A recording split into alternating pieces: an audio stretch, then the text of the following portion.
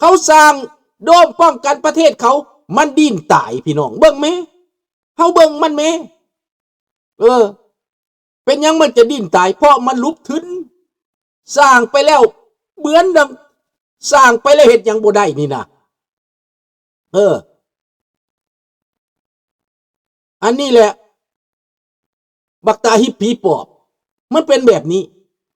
มันลุกล้ำเวียดนามลุกล้ำลาวลุกล้ำไทยคนไทยจะรู้หรือไม่แต่ประชาชนส่วนใหญ่ผมว่ารู้แต่พวกนักการเมืองที่นิยมชมชอบพวกจีนนั้นยังคิดไม่ออกซื้อเรือดำน้ำไม่มีเครื่องยนต์คนจีนเครื่องยนต์ไม่มีซื้อเรือดำน้ำอันนี้แหละพี่น้องคนไทยยังไปหลงกลจีนอยู่เพราะว่าพวกตาฮิปมันเว้ากันเนะพวกตาฮิปอยู่ในประเทศไทยมันก็มีบักเท่าตาฮิปผู้หนึ่งพี่น้องข้าพเจ้าก็บ่ฮู้ว่ามันสื่อหยังไม่รู้ว่ามันสื่ออะไรมันนิยมจีนมากเลยครับมันจะล่างโลกมันจะเปลี่ยนแปลงประวัติศาสตร์ให้กลายเป็นคอมมิวนิสต์ให้กลายเป็นรัสเซียบักตาฮิปคนนี้มันจองหองขนาดไหนพี่น้องจองหองที่สุดเขาห้องบักตาฮิปจองหองมันไม่ได้ทำอะไรเป็นวันๆมันโฆษณาชวนเชื่ออยากเป็นคอมมิวนิสต์อยากได้โซเวียตเก่งเหลือเกินอยากได้จีนเก่งเหลือเกินอะไรก็เก่งหมดที่จีนทำเก่งหมดขี้ก็ยังหอมขนาดนั้นบักตาฮิปนะมันแพร่ขยายอิทธิพลมันเรารู้เราเป็นคนไทยเราเป็นคนลาวเราไม่ได้กินแกบเว้ยกูรู้มึงไม่ต้องหลอกมึงไม่ต้องลวงเอกมึงไม่ต้องพูดเป้อยอเอกกูรู้ทั้งหมดสันดานของมึงกูก็รู้กูไม่อยากพูดชื่อมึงถ้าพูดแล้วมันเปลืองปากรู้ไหมมึงเป็นใครมามึงได้ทำอะไรให้บ้านเมืองมั้งมึงอย่าโฆษณาชวนเชื่ออย่างเดียวถ้ามึงนิยมจีนนิยมรัสเซียก็แสดงว่ามึงเป็นคอมมิวนิสต์ตรงกันข้ามกับระบอบการปกครองรู้ไหมรู้ทันมันไหม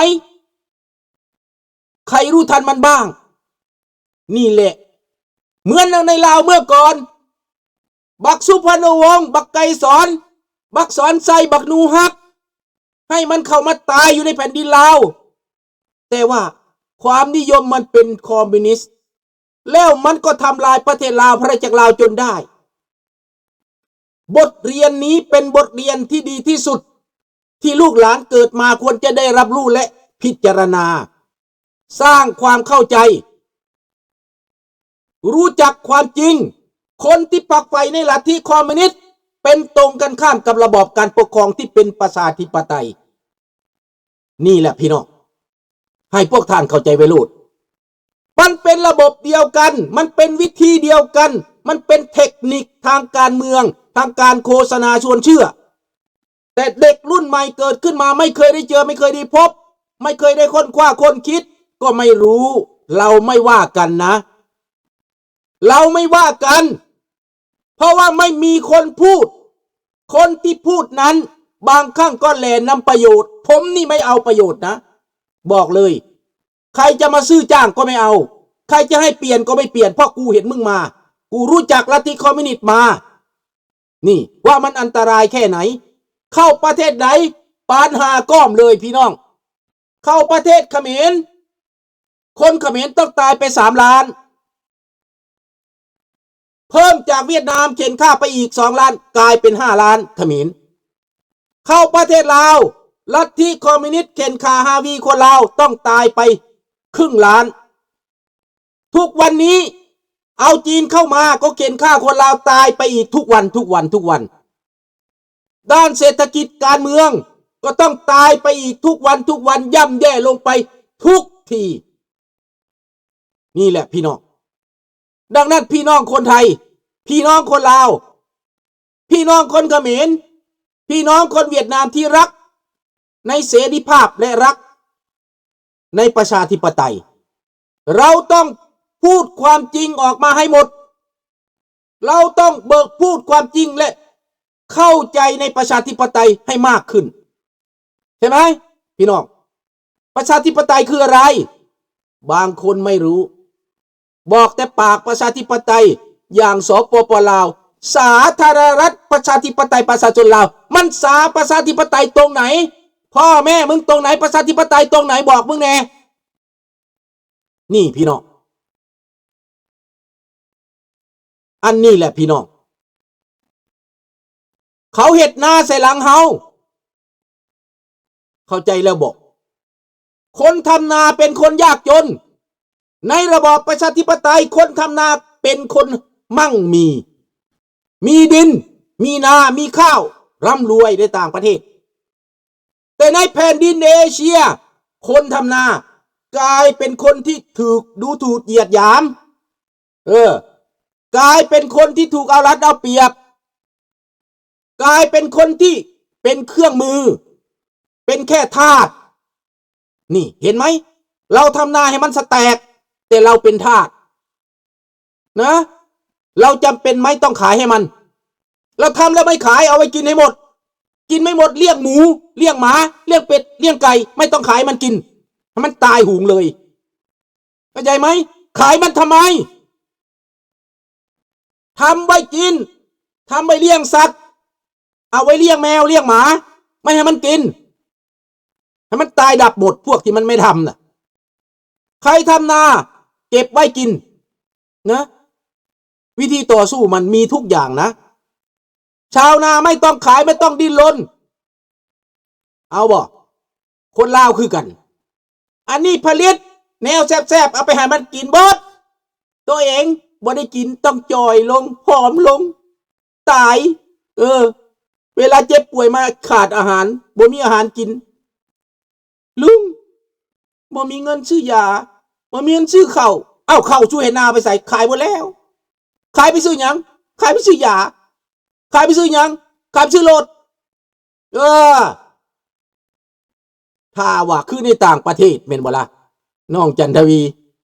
เห็นแล้วบ่ชาวนาต่างประเทศปลูกบักสตรอเบอรี่ซื่อๆก็เป็นเศรษฐีปลูกหมากถั่วเขียวซื่อๆก็เป็นเศรษฐีปลูกมะข้าวโพดก็เป็นเศรษฐีมั่งมีอุดมสมบูรณ์เห็นแล้วบอก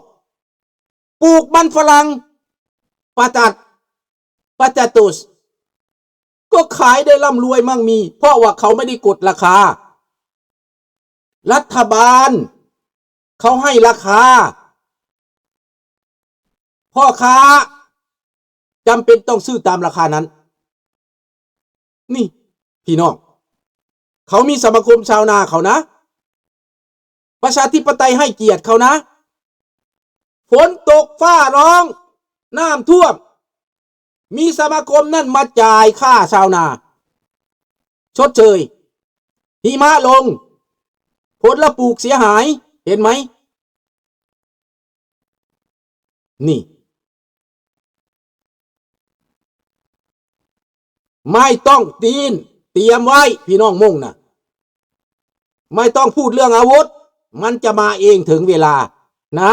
เตรียมใจกันไว้อย่าเกินรอกันไว้ทุกคนอยู่เฉยๆไม่ต้องให้เขาฆ่าเขาแกงอยู่เฉยๆเดี๋ยวเกิดสงครามโลกมาแล้วเราจะไม่อยากได้ก็ได้ไม่อยากเอาก็เอาไม่อยากทำก็ได้ทำอยากไหมจำมาไว้มาฟังลุงเยอะๆลุงจะให้ข้อคิดถึงเวลาจะได้ทำถ้าทำก่อนมันก็ไม่ดีปลาไม่ขึ้นไปหาปลามันก็ไม่ได้ฝนไม่ตกจะทำนาก็ไม่ได้การต่อสู้ก็เหมือนกันถ้าต่างประเทศไม่ถึงเวลาเจ้าไปทำก่อนใครก็ไม่ช่วยนะรอโอกาสนะรอสักนิดนึงเดี๋ยวก็ถึงเวลาเองเดี๋ยวมันก็ถึงเวลาเองเดี๋ยวมันก็มาเองคนช่วยโอกาสเราไม่ต้องเอาเราตีนถีบมันไปไม่ต้องเอาคนเห็นแก่พวกเห็นแก่ตัวเองเห็นแก่ครอบครัวตัวเองพวกนี้เป็นโจร นะกินเท่าไรก็ไม่อิ่มได้เท่าไรก็ไม่พอเอาเปรียบคนอื่นประชาธิปไตยในโลกนี้ในสหรัฐอเมริกาแคนาดามีไหมคนรวยมีแต่เขาไม่ได้เอาเปรียบนะเขาเสียภาษีเยอะนะดังครอบครัวผมทำธุรกิจเขามีบริษัทเขาเสียภาษีเยอะพี่น้องเลย30 กว่าเปอร์เซ็นต์คูณที่17%กับ18%บวกกันเข้าไป